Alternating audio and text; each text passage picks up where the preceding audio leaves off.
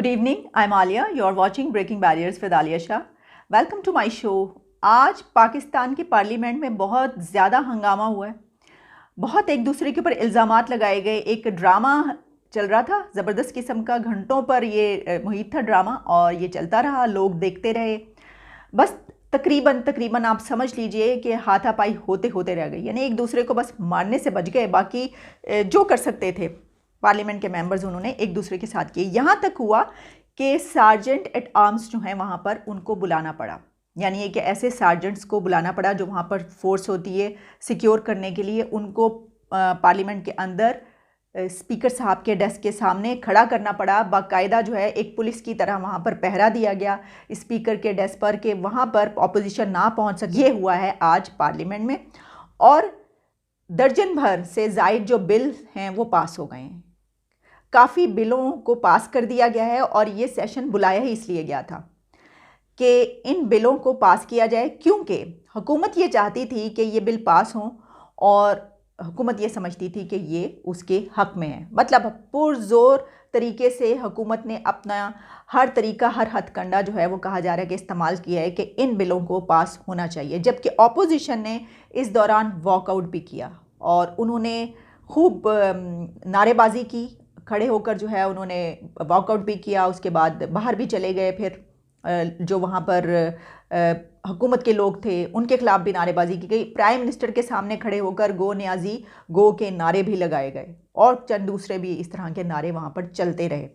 ये सब हुआ है आज पार्लियामेंट में। वो बिल जो पास हुए हैं उसमें सबसे अहम जो बिल पास हुए हैं उसमें ईवीएम मशीन का मामला, कि आइंदा पाकिस्तान में इलेक्शन में ईवीएम मशीन्स के ज़रिए वोटिंग होगी। ये फ़ैसला हो गया है, ये बिल पास करवा लिया गया है। इसके अलावा कुलभूषण यादव के बिल भी पेश किया गया ICIJ के फ़ैसले के हवाले से। उस बिल में क्या है वो भी आपको बताऊंगी। और जो ओवरसीज़ पाकिस्तानीज़ हैं उनकी वोटिंग भी होगी आइंदा से, यानी पाकिस्तान के इलेक्शन में आइंदा जो समंदर पार पाकिस्तानी रहते हैं वो अपने वोट का हक़ इस्तेमाल कर सकेंगे। इसके अलावा भी कई दीगर ऐसे बिल थे जिनको पास किया गया। लेकिन सबसे बड़ी बात ये कि कहा यह गया, जो कि कुछ दिन से चल रहा था, कि गवर्नमेंट जो है वो दबाव डाल रही है, प्रेशर डाल रही है ऑपोजिशन पर कि इसमें आओ, शामिल हो और इन बिलों को पास करवाओ। और ऑपोजिशन कई दिन से ही कह रही थी कि नहीं, हम इसमें शामिल नहीं होंगे, हम नहीं चाहते कि ईवीएम मशीन्स वाला मामला हो और वो बिल पास नहीं होना चाहिए। इसी तरीके से चंद दीगर भी। और यही वजह है कि काफ़ी ऐसे लोग अब ये कह रहे हैं कि उनको ज़बरदस्ती लाया गया है। बल्कि ऐसा भी हुआ, जो स्पीचेस हुई हैं इस सेशन के अंदर, बिलावल भुट्टो और चंद दीगर लोगों की, उनका ये कहना था कि लोग अपने घरों में बैठे हुए थे और फिर उनको फ़ोन गए और जब वो नहीं आए, क्योंकि उन्होंने कहा था कि हम इसमें शामिल नहीं होंगे, जिसमें कि गवर्नमेंट के अपने मेंबर्स भी शामिल थे, तो फिर उनको फ़ोन करने के बाद उनके घर पर लोग भेजे गए और फिर उनको फ़ोन किए गए कि अगर इस तरीके से नहीं आओगे तो पुलिस को भेज रहे हैं। और कईयों के घरों पर पुलिस को भेजा गया और वो उनको उठाकर असम्बली तक लेकर आए हैं ज़बरदस्ती। इस सिलसिले में डॉक्टर आमिर लियाकत हुसैन जब वहाँ पर पहुँचे तो वहाँ पर जो सहाफ़ी मौजूद थे, जिसमें एजाज़ सैयद भी हैं, सीनियर जर्नलिस्ट, उन्होंने वहाँ भी उनसे वहाँ पर सवाल किया कि आप कैसे आए हैं। तो इसके जवाब में उन्होंने क्या कहा, पहले आप ज़रा ये देख लीजिए। आई नहीं लाए गए हैं सर। सर ये बोल दे। एक मिनट वेट, ये बड़ी अहम बात है, ठीक है सर। आप आप ये बताएं डॉक्टर साहब कि आप खुद चल कर आ गए, आपके तो बड़े गिले शिकवे थे। जी हम आए नहीं, लाए गए और बहुत इत्तेमाम से लाए गए। और सर कौन लाया है आपको? लाया कौन है सर? वही लाए। अच्छा, जो सर गायब करते हैं वो तो सर। आया नहीं, लाया गया हूँ, बड़े एहतमाम से लाया गया हूँ। इससे अंदाज़ा कर सकते हैं कि डॉक्टर आमिर लियाकत और कई और जो मेंबर्स थे उनको किस तरह वहाँ पर लाया गया।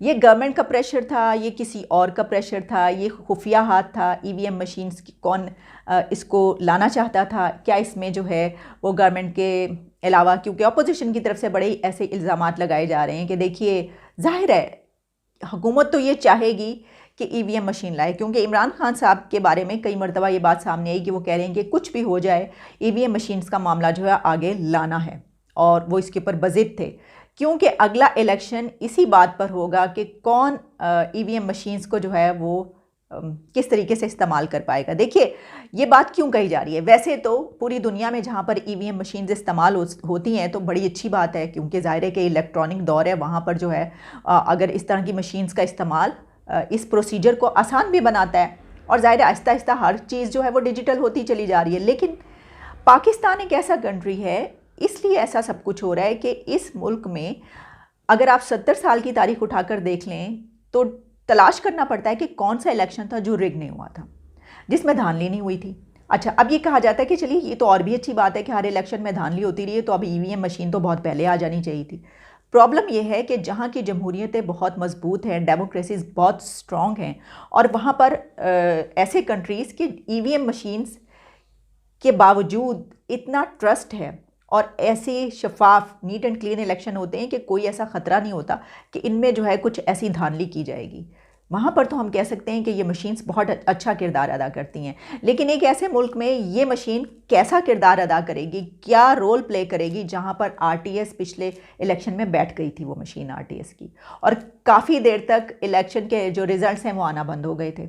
अच्छा, इसके अलावा जहाँ पर पास्ट में इस तरह भी किया गया कि लोगों को छांगा मांगा, लाहौर के करीब एक जंगल है, वहाँ पर ले जाकर बंद किया गया मेंबर्स को, पार्लियामेंट के मेंबर्स को, पीएमएलएन का दौर था, और उनको प्रेशराइज़ किया गया और फिर वो बंद रहे, और फिर जिस दिन वोटिंग थी वहाँ पर उनको लाया गया।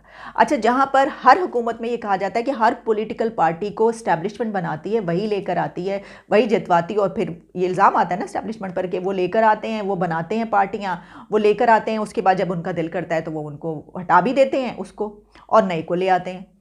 तो ये सिलसिला जो है ये जहाँ पर चलता हो और इतने ज़्यादा इल्ज़ाम आते हो, तो जाहिर है कि वहाँ पर जब ऐसी मशीन के बारे में जो है कोई बिल आएगा तो यही कुछ होगा, क्योंकि अपोजिशन के यही सब रिजर्वेशंस हैं, उनका ये ख्याल है कि ये होगा। तो वही मैं एक बात कहना चाहूँगी कि क्या ये विक्ट्री है हुकूमत की, इमरान खान साहब की ये बहुत बड़ी विक्ट्री है, ईवीएम मशीन्स का बिल लेकर आए और उन्होंने पास करवाया, क्या ये बहुत बड़ी विक्ट्री है उनकी, या ये अपोजिशन की हार है, शिकस्त है, डिफीट हुई अपोजिशन को? इसका फैसला जो है ना अभी तो ऐसा ही लग रहा है, अभी तो यही है कि एक तरफ की विक्ट्री है, दूसरी तरफ की हार है। लेकिन आने वाले दिन जो है वो बताएंगे कि ये किसकी विक्ट्री है और किसकी हार है, क्योंकि यहाँ पे मैं कहना चाहूँगी कि चिराग सबके बुझेंगे, हवा किसी की नहीं। इमरान खान साहब लेकिन बड़े इसमें कॉन्फिडेंट नज़र आए, बहुत कॉन्फिडेंस में वो बोल रहे थे। वहाँ पर मौजूद पार्लियामेंट में जो सहाफ़ी थे उन्होंने उनसे जब गुफ्तगू की तो उन्होंने क्या बात की, मैं आपको दिखाई देती हूँ कि वो कितने कॉन्फिडेंट नज़र आ रहे थे। सर कोई सरप्राइज तो नहीं मिलेगा आज? सर कोई सरप्राइज? सर आज अक्सरियत के बावजूद परेशान नजर आ रहे हैं, मुलाकातें तो नहीं है सर, आज कोई सरप्राइज तो नहीं मिलेगा सर? एक मिनट बोलना चाह रहे थे। पीएम साहब इतनी मुलाकातें कर रहे हैं, कोई परेशानी तो नहीं है? अक्सरियत के बावजूद, अक्सरियत के बावजूद इतनी मुलाकातें कर रहे हैं आप अपने सर कोई खिलाड़ी, सर ये बता दे आज सरप्राइज मिलेगा, आप कोई सरप्राइज देंगे? देखो देखो देखो, जो खिलाड़ी होता है ना वो जब मैदान में चलता है वो हर चीज के लिए तैयार होता है, और वो कहता है जो भी मुखालिफ करेगा मैं उससे बेहतर करूंगा। सर खिलाड़ी उनकी इस बात से पता चल रहा है उनका कि खिलाड़ी हूँ, खेल रहा हूँ, कि उन्होंने इसको एक गेम की तरह लिया है। ये गेम खेली गई है, उन्होंने एक गेम की तरह लिया है कि इसमें मैं अपना किस किस को इस्तेमाल कर सकता हूँ, मेरी क्या स्ट्रेंथ्स हैं और मैं अपनी इस स्ट्रेंथ को किस तरीके से इस्तेमाल करूँ, और अगर मेरा जो सामने हरीफ है, जो ऑपोजिट मेरे खड़ा है, उसको मैं किस तरीके से डिफीट कर सकता हूँ, उसके पास क्या हरबे हैं, मेरे पास क्या टूल्स हैं, उसके पास क्या है। उन्होंने अपने तमाम टूल्स इस्तेमाल किए हैं और ये पूरी तरीके से जो उन्होंने फ़ाइट किया, उन्होंने कहा खिलाड़ी है, ठीक है। तो खिलाड़ी खेल में तो यही होता है कि दोनों तरफ के जो खिलाड़ी हैं वो अपनी अपनी स्ट्रेंथ भी यूज़ करते हैं, अपने टूल्स भी इस्तेमाल करते हैं और जिस हद तक जा सकते हैं। ये तो जीने और मरने की एक वो बाजी होती है, इसी तरीके से ये बाजी लगाई गई है, क्योंकि वो यही समझते हैं कि अगले इलेक्शन में जो है ये इनके लिए बहुत ज़रूरी है ईवीएम मशीन, और यही वजह उन्होंने बहुत सारे फैसले किए। देखिए DGISI वाला जो मामला था, और बल्कि एक अहम खबर ये है, उन्होंने जो DGISI जनरल फैज़ हमीद हैं वो उनकी 20 तक जो है वो थी, उन्होंने उनको रखा था 20 नवंबर तक, और आज उनकी मुलाकात हुई है प्रेसिडेंट आरिफ अलवी साहब से। लास्ट एक जो मीटिंग होती है खुदा हाफिज़ कहने की, और इस तरह से क्योंकि अब वो दूसरी जगह जा रहे हैं तो उन्होंने अपनी एक अलविदाई आखिरी मुलाकात जो है वो आरिफ अलवी साहब प्रेसिडेंट साहब से की है। तो इमरान खान साहब ने भी अपनी जो है वो हर तरह की कोशिश करके जो है वो इस मामले पर कामयाबी हासिल की और वो समझते हैं। लेकिन इसमें एक चीज़ ये भी तो है कि एक जो मामला था वहाँ पर तकर्रुरी का डीजी की, उसमें इमरान खान साहब का एक परसेप्शन, एक इमेज ऐसा उभर के आया था कि उन्होंने टक्कर ले ली है, वो एंटी स्टैब्लिशमेंट अब बनकर सामने आ रहे हैं। और ऐसा ही नज़र आ रहा था कि वो इलेक्शन पर जो है वो इसी नारे पर क्योंकि जाना चाह रहे कि भाई मैं इलेक्टेड नहीं हूँ, मैं सिलेक्टेड नहीं हूँ, देखिए।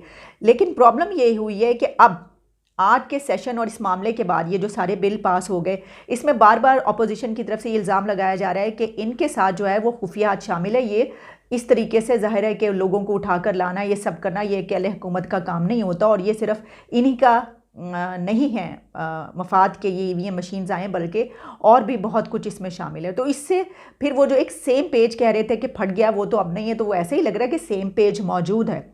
अब वो मौजूद है या नहीं है, या अभी इतनी देर के लिए मौजूद है, उसके बाद फिर दोबारा जो है वो अलग हो जाएगा, ये हम देखेंगे। क्योंकि गिलगित बल्तिस्तान वाले जज का जो मामला सामने आया है उसमें वैसे तो मुझे वो लगता है कि वो उल्टा पड़ गया उनके ऊपर, जो लेकर जो ख़ास तौर पर जज के बेटे की जो सामने आ रही हैं चीज़ें और जिस तरीके से वो उसके ऊपर बात करें, बहुत ही कोई मशकूक लग रहा है वो, और जो भी सब कुछ सामने आ रहा है। लेकिन ये जो विक्ट्री है, ये जो फतह है इस हुकूमत की, आगे चल कर क्या फतह में ही रहेगी या किसी और उसमें तब्दील हो जाएगी। अच्छा, मैं अब आती हूँ कुलभूषण यादव के मामले पर। कुलभूषण यादव के मामले पर आप जानते हैं ICIJ का जो फैसला था उसमें ये कहा गया था कि हुकूमत पाकिस्तान इसको रिव्यू करे, इस फैसले को। और सिर्फ यही नहीं बल्कि वहाँ पर मौजूद जज ने यह भी कहा था कि वियना कन्वेंशन के मुताबिक इनको कौंसलर की रसाई देनी चाहिए, कौंसलर एक्सेस होनी चाहिए, क्योंकि उसमें शामिल है। ये नहीं हो सकता कि कौंसलर एक्सेस ना दी जाए। तो उसके ऊपर बहुत ज़्यादा बातचीत पाकिस्तान में चलती रही। अब इसके अंदर एक बिल पेश किया गया था जिसमें यह कहा गया था कि जो ICIJ का फैसला है, डिसीजन है, उस पर एक्ट किया जाए, उसको अब उस पर एक्शन लिया जाए और उसको उसी तरीके से किया जाए जो वहाँ पर जज साहब ने फैसला दिया था ICIJ में। तो ये बिल भी पास हो गया। अब कुलभूषण यादव को कौंसलर एक्सेस भी दी जाएगी और इसके अलावा जो रिव्यू करने का मामला है फैसले पर, वो रिव्यू भी किया जाएगा। और इसके ऊपर भी अपोजिशन ने भरपूर बाइकआउट किया, वॉकआउट किया। और सिर्फ यही नहीं बल्कि अपोजिशन ने इसके ऊपर काफ़ी ब्लेम भी किया, नारेबाजी की, क्योंकि आप जानते हैं ना कि ये वाली हुकूमत अपोजिशन पर ये वाला तो टैग लगाती है और ये वाले स्लोगन इस्तेमाल किया जाता है, ये कार्ड इस्तेमाल किया जाता है भारत का, इंडिया एंटी इंडिया कार्ड इस्तेमाल किया जाता है। और ये कहते हैं कि जनाब ये तो जो हैं ये भारत के हक़ में हैं, ये तो भारत नवाज़ हैं, मोदी का जो यार है वही सब कुछ। और कुलभूषण यादव के हवाले से भी इस तरह की चीज़ें आती रहीं, हुकूमत की तरफ से उन पे तनकीद। तो ये टाइम था, अब अपोजिशन ने इसको यूज़ किया। उन्होंने कहा आप तो हमें कहते हैं आप खुद छोड़ना चाहते हैं कुलभूषण यादव को, आप खुद रिहा करना चाहते हैं, आप भारत नवाज हैं, आप इंडिया के दोस्त हैं, इसलिए आप ऐसा सब कुछ कर रहे हैं। तो ये सब कुछ भी होता रहा। ये थी तफसीलात आज की। इसकी वजह ये मैंने सोचा इसके ऊपर प्रोग्राम इसलिए किया जाए कि आइंदा आने वाले दिनों में जो मुस्तकबिल है, सिर्फ ये जो नियरेस्ट फ्यूचर है, सिर्फ यही नहीं, सिर्फ यही वाले इलेक्शन पर आज के बिल जो पास हुए हैं उनका रिज़ल्ट नहीं पड़ेगा, उसका असर नहीं पड़ेगा, बल्कि पाकिस्तान की जो आने वाली सियासत है कई डेकेड्स की, यानी कि कई सालों तक हम देखेंगे कि ये जो बिल पास हुए इनके असरात बड़े गहरे मुरतब होने हैं। और जिस तरह मैंने कहा कि ये हुकूमत जो ऐसा सोच रही है कि अच्छा जी ठीक है, ये उनके हक़ में बड़ा ही अच्छा हो गया, बड़ा ज़बरदस्त उन्होंने काम कर लिया, तो मैं उनको बताती चलूँ कि ये तो मुस्तकबिल आपको बताएगा कि आपने क्या काम किया है और ये कहीं आपके ऊपर ही जो है वो ना चल जाए आने वाले दिनों में। लेकिन शहबाज शरीफ साहब और पीपल्स पार्टी, मेरा ख्याल है उन्होंने ये फैसला किया है कि वो इस बिल के ख़िलाफ़, ईवीएम मशीन के बिल के ख़िलाफ़ जो है वो जाएंगे वहाँ पर अदालत में और इसके ख़िलाफ़ केस दायर करेंगे। और हो सकता है कि केस अगर चलता है तो क्या इसके ख़िलाफ़ फैसला आता है, क्या होता है, ये तो हम देखेंगे। लेकिन जो ओवरसीज़ पाकिस्तानीज़ हैं उनको भी वोट का हक़ मिल गया है और अब वो दूसरे कंट्रीज़ में बैठकर, जो दूसरे मुल्कों में पाकिस्तानी हैं, वो वहाँ से इंटरनेट के थ्रू अपना वोट का हक़ इस्तेमाल कर सकेंगे, वोट कर सकेंगे जिसको भी वो करना चाहेंगे। पार्टी ने ये कहा था कि हम उनको वोटिंग का हक़ देंगे, ये प्रॉमिस किया था, प्रॉमिस आज पूरा कर दिया उन्होंने। और साथ में एक बात ये भी वो समझते हैं मौजूदा हुकूमत के जो ओवरसीज़ पाकिस्तानी हैं वो उनकी बहुत बड़ी स्ट्रेंथ है। एक तो ये कि उनको बहुत बड़ी रकम भी भेजेंगे, अमाउंट भेजेंगे, पैसे भेजेंगे, वो तो उन्होंने नहीं किया। लेकिन ये अब देखेंगे कि इलेक्शन में वो वोट भी भेजते हैं या नहीं भेजते।